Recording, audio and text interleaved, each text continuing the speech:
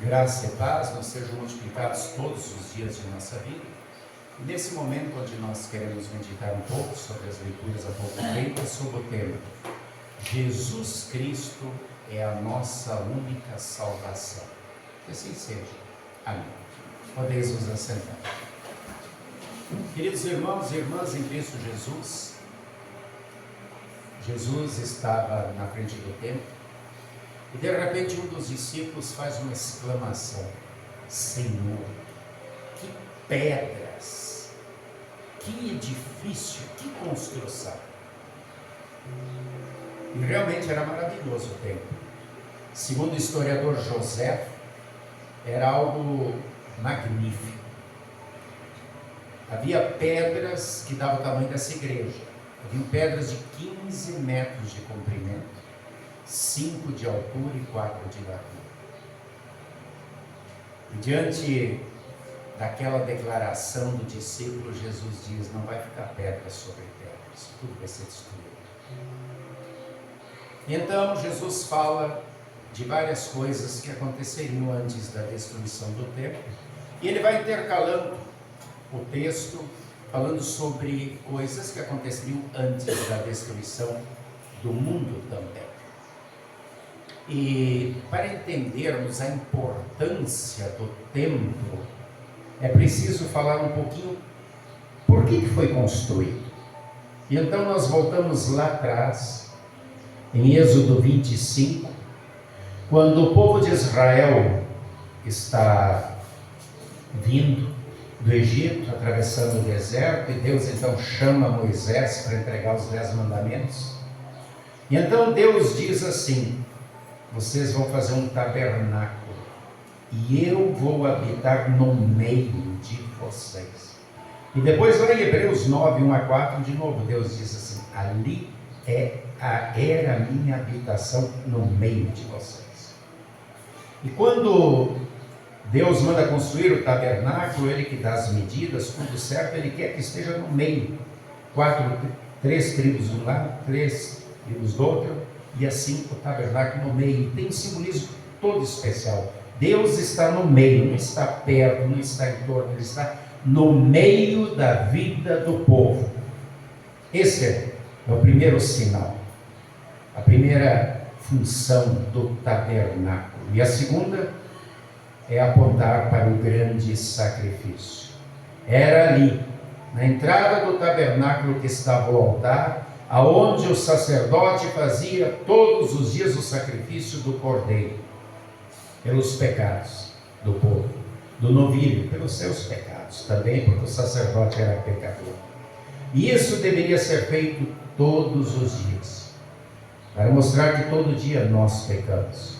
Eu, vocês, cada um de nós, todos nós, e precisamos desse perdão diário. E então, na entrada do tabernáculo, havia a mesa com os pães da propiciação, um pão que cada tribo colocava para os sacerdotes. Havia o candelabro, onde eram queimadas as velas e os incensos que simbolizavam a oração. E havia uma grande cortina que fazia a separação do Santíssimo Lugar, do lugar onde os sacerdotes chegavam, do lugar onde só o sumo sacerdote entrava uma vez ao ano, para aspergir, para jogar o sangue do cordeiro sacrificado lá dentro, sobre a arca da aliança.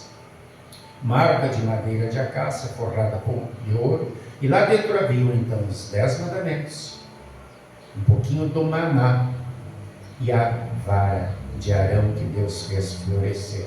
Ou seja, ali estava a presença de Deus. Foi Ele quem deu os mandamentos, foi Ele quem deu o maná e sustentou o povo, foi Ele quem fez a vara florescer. E depois, quando Davi quer construir o templo e deixa tudo organizado, ele dá as medidas corretas para que Salomão construa então o primeiro templo. Da mesma maneira, também havia o lugar de adoração e o Santíssimo Lugar, com a cortina que separava o propiciatório do altar. Esse templo de agora de Jesus é o terceiro. Aquele templo construído por Salomão fora destruído por Nabucodonosor. Depois, quando o povo foi libertado do cativeiro lá da Babilônia por Ciro, o persa, ele dá a ordem para que Zorobabel reconstrua esse templo. Ele é reconstruído. E depois, lá no período de Alexandre o Grande, seus generais novamente destruíram. Depois disso. E agora Herodes havia reconstruído esse templo. É o terceiro. E agora Jesus diz que ele será destruído para nunca mais ser reconstruído.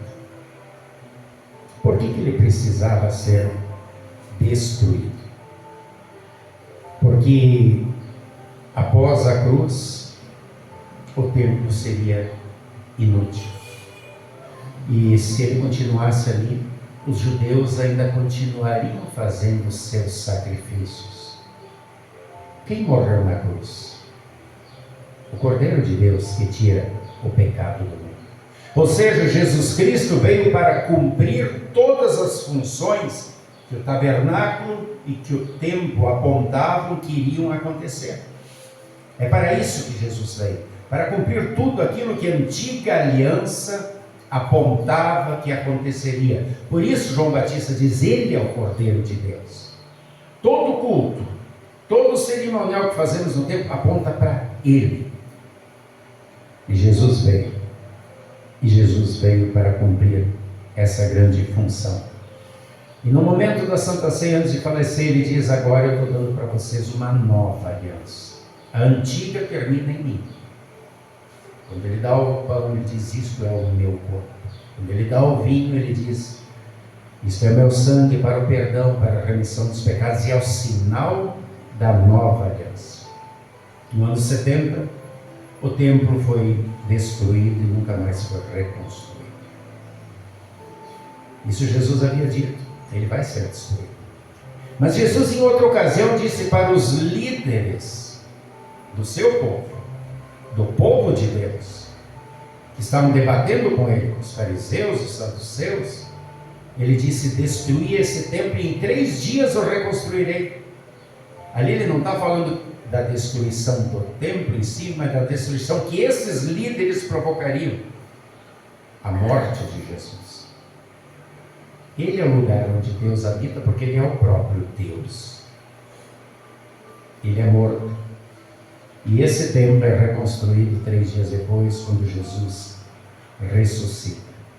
E é por isso que o apóstolo diz que nele nós vivemos, nele nós movemos e nele existimos.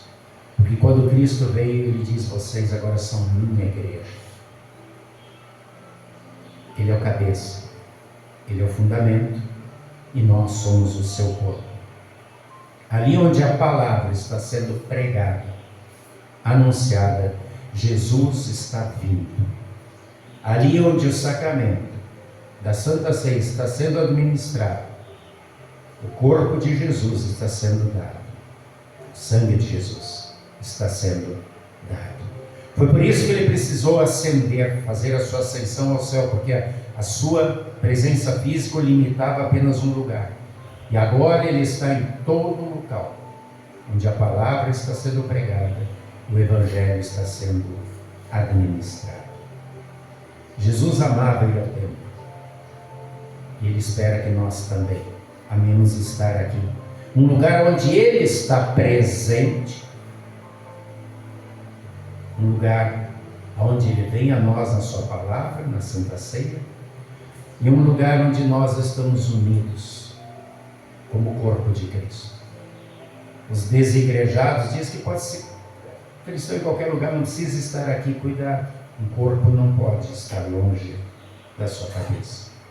É aqui que precisamos estar. E a liturgia do nosso culto, ela é tão rica e tão bonita para guardar esse significado do culto que Deus institui lá no tabernáculo, lá no templo e novamente em Cristo. Quando nós entramos aqui, o que nós fizemos? A primeira coisa, a invocação, dizendo em nome de quem que estamos aqui? Em nome do Pai, do Filho e do Espírito Santo. Nós entramos aqui cheios de pecado, eu e cada um de vocês. E a segunda coisa que fizemos foi confessar esses pecados. largá-los diante do altar na certeza de que fomos perdoados. E agora nós estamos perdoados para participar do culto. E estamos então recebendo Jesus através das leituras que foram feitas da palavra, intercalados com o nosso louvor. Estamos novamente recebendo Jesus através dessa palavra, onde o Espírito Santo está falando com cada um de vocês e a mim, dizendo: é para ti. E logo depois desse momento, nós vamos agradecer com nossas ofertas, e então nós vamos orar a oração que Jesus ensinou e mandou que orássemos, e receber, junto com o vinho, o sangue que nos lava o pecado. Junto com o pão, nós vamos ser revestidos de Cristo e então encaminhados novamente à nossa vida cotidiana, abençoados por Jesus, que está ao nosso lado. É tão importante sempre de novo fazermos tudo isso, porque Jesus diz no texto de hoje que os dias são maus. E existe uma síndrome do medo por aí, uma indústria do medo, que, por exemplo, quando olha para o livro de Apocalipse, só vê medo, pavor, destruição e condenação. E o livro de Apocalipse, para nós, simboliza um novo começo, alegria e salvação.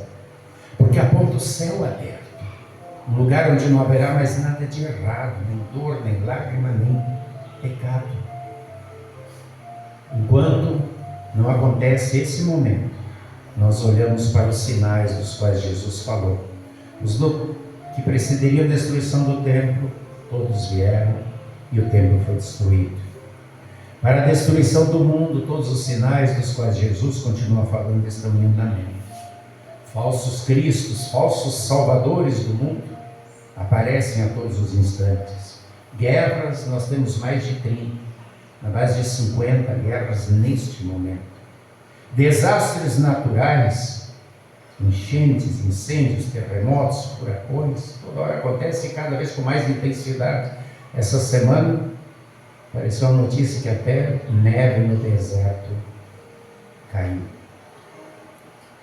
Epidemias, há 5 anos atrás tivemos a epidemia da Covid, que matou milhares de pessoas. Agora nós temos a da dengue, que continua matando milhares e milhares de pessoas. Nós temos fome, nós temos exploração, nós temos miséria. Jesus falou do amor que se esfriará, e isso é verdade. Cada um quer ter a sua verdade. E o orgulho, a vaidade, o egoísmo, o narcisismo, o hedonismo diz que eu preciso ser aplaudido, eu preciso ser admirado. Isso esfria o amor. Jesus fala das perseguições por causa do seu nome. Ele disse: no final vocês vão ser perseguidos por meu nome. Isso aconteceu imediatamente, como aconteceu com Jesus. Ser cristão nunca foi moda e não vai ser. Os líderes, os intelectuais da época, os fariseus, saduceus, escribas, filósofos, todos perseguiram Jesus. Os apóstolos, os cristãos. A elite, Herodes, os herodianos, Nero, o imperador, todos perseguiram Jesus e os seus discípulos. Os discípulos eram presos, jogados na arena para serem devorados pelos leões, e todo mundo aplaudia, vibrava e dizia: é isso. Hoje em dia não acontece assim, mas acontece a perseguição através do politicamente correto, que diz que cada um tem a sua verdade, só de Deus não importa. E então somos sempre confrontados com as verdades dos intelectuais modernos, das elites, com a intenção de nos atirar contra Deus, com a intenção de destruir a família, que é a célula máter da sociedade, principalmente com a ideologia de gênero, que diz que você pode ser qualquer coisa: homem, mulher, cachorro, gato, e está tudo certo. Essa semana eu vi no Face 2 rapazes rastejando num grande shopping, dizendo que eram cobras. Vi um outro atravessando uma grande avenida e todo mundo tinha parado, dizendo que ele era uma tartaruga. Vi um outro passando uma rua movimentada com um colarzinho, com um colega seu, dizendo que ele era um cachorro. Interessante que esses personagens, eles só se identificam com essas... às vezes a pessoa diz: é um transtorno, uma doença. Não é. Porque ele só aparece dessa maneira em lugares onde tem muita gente para ver, para filmar, e de repente para criticar, para eles se vitimizarem. Pô, se o cara está se identificando como cobra, vai rastejar no meio do mato, é lá que está a cobra. Ah, mas lá tem espinho, lá tem pedra, vamos machucar, vamos estragar a roupa. Então é isso, gente. É isso. Você pode ser qualquer coisa menos cristão. Porque se você for cristão, aí é fanatismo, aí é extremismo, aí é preconceito. Porque Deus não tem lugar na vida do politicamente correto. Ele está fora da bolha, está fora da cartilha, ele deve ser ridicularizado, atacado, excluído, descartado. Isso tudo nos mostra que nós só temos uma escolha a fazer. Ou nós continuamos firmes com Deus, ou nós seguimos esses modismos que o tempo todo mudam, mas sempre têm o mesmo objetivo: atacar Deus, atacar o povo de Deus e nos desviar da fé. Porque a palavra de Deus não muda. Jesus disse: passará o céu e a terra, mas a minha palavra não passará. É uma questão de escolha, e cada um precisa se posicionar. Mas, pastor, é muito difícil. Esses textos aqui estão dizendo que vai sempre aumentar essa perseguição. É verdade. Só que todos os textos que nós lemos hoje, além de falar isso, eles também nos dão um grande conforto. Vejam bem, nós lemos Salmo 16, no versículo 1 está assim: guarda-me, ó Deus, porque em ti me refugio. Ou seja, vai ter todos esses reveses, todos esses ataques, mas a minha oração é que tu me guarde, porque tu és o meu refúgio. No versículo 11 o salmista diz: tu me farás ver os caminhos da vida, porque na tua presença existe plenitude de alegria, na tua destra delícias perpetuamente. Ou seja, que eu não perca a esperança, porque eu sei que vida plena, completamente alegre, eu só terei contigo na eternidade. Acabamos de ler em Daniel 12:1: será salvo o teu povo, todo aquele que for achado inscrito no livro da vida. Não interessa os modismos, as ideologias, tudo que se diz, o que importa é estar inscrito no livro da vida. Em Mateus 13:13, Jesus termina o texto de hoje dizendo: sereis odiados de todos por causa do meu nome. Aquele, porém, que perseverar até o fim, este será salvo. Perseverar. Muitos não perseveram. Lembra a semente que caiu no meio dos espinhos? Foi abafada. A semente que caiu em terra com pouca raiz morreu. Que tenhamos raiz segura em Cristo, e sejamos mais fortes que os espinhos. O apóstolo diz: esse mundo jaz no maligno, ele faz tudo para nos confundir e nos afastar de Deus. E em Hebreus 10:23 nós lemos: guardemos firme a confissão da esperança sem vacilar, porque quem fez a promessa é fiel. Ou seja, se nós não vacilamos, se nós ficamos firmes com Deus, ninguém vai nos tirar a salvação. E no versículo 25 um alerta: não deixeis de vos congregar, como é costume de alguns. Antes façamos admoestações, tanto mais quanto vedes que o dia se aproxima. Por isso é tão importante estarmos aqui congregados com o templo, que é o próprio Jesus. Congregados em torno de Jesus, no qual, ao redor de qual deve girar o nosso viver.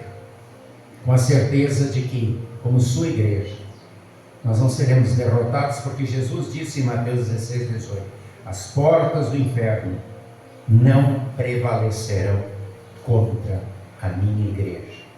Ele é o Emanuel, o Deus conosco. Por isso, como cristãos, na certeza de que Jesus é o nosso Senhor e Salvador, nós fizemos essa escolha, permaneçamos nessa escolha. E então, nós também podemos dizer como Paulo: quando sou fraco e Cristo vive em mim, então eu que sou forte, porque eu venço qualquer tentação, qualquer provação, qualquer corrente de filosofia, de ideologia que quer fazer uma coceirinha no meu ouvido, tentar me agradar, me desviar e me destruir. Para mim, o viver é Cristo e o morrer é lucro, porque quando eu morrer, estarei com Ele para sempre na eternidade. Que essa também seja a tua declaração de fé todos os dias, principalmente nesses dias difíceis em que estamos vivendo. Não sei se o fim vai ser hoje, se vai ser daqui a 10, 50, 100 anos, mas haverá um momento da prestação de contas. E o importante é que nós estejamos do lado certo. Guardemos firmes a confissão da esperança em Cristo, sem vacilar, nos alimentando sempre da palavra e dos sacramentos, cantando, louvando, agradecendo e dando testemunho da nossa fé. Jesus Cristo é o nosso Senhor e o nosso Salvador. Amém. Que a paz de Deus, que excede o entendimento humano, guarde corações e mentes em Cristo Jesus. Até o grande dia. Amém.